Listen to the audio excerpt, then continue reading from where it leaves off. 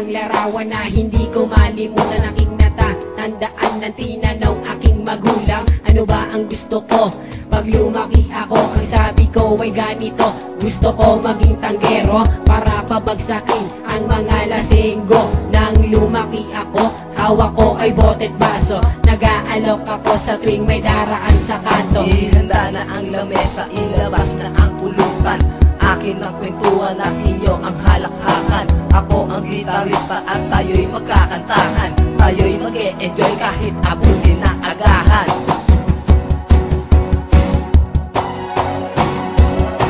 Kailangan ko ay isang Red Horse pampatibay ng loob. Ang isang Red Horse ay tumatagal sa magandang usapan. Ikot ng baso ay hindi laging iyuwat sa akin lamang. Ang sabihin mo sa iyong kasunod, Mare, basta't maghintay ka lamang. mata ko ay nagdilim. Ang pakiramdam ko para bang aatakihin sa puso. At gusto ko na sumukot sa aking pagtayo. Bigla na lang akong nahilo, na nakita ang aking ulo. Lakad ko'y di na diretso at ang aking paligid oblong na ang mga baso. Ako'y napayo ko at balik sa dating pwesto, pero ayan na tanggero, tatagayan na ako. Kung hindi man ngayon ang tamang panahon na para uminom, gagawin ko na ngayon kahit anong posisyon, kahit walang okasyon. Pag ako'y nakakupo, ito ang aking misyon.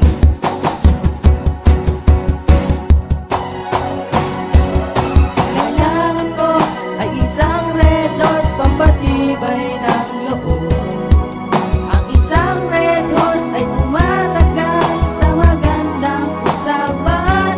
Ikot ng baso ay hindi laging iyuwat sa akin lamang. Ang sabihin mo sa iyong kasunod, Mare, basta't maghintay ka lamang. Yo, umaga na at kami ay pauwi na. Tapos na ang saya, yo, balik na sa problema. Pagising sa umaga, pagmulat ng mata, muli ba kong ukulit? Parang ayoko na. Yo, ubus na ang pulutan, tapos na ang inuman. Walang kaarawan, pero merong kasiyahan. Ngayong magwawakas na ang ating kagalakan. Ako'y mamumroblema pagdating na kinabukasan. Kabiguan na hindi hadlang upang tumakas ka. Huwag kang iiwas pag may inuman, dapat nga'y tumagay ka.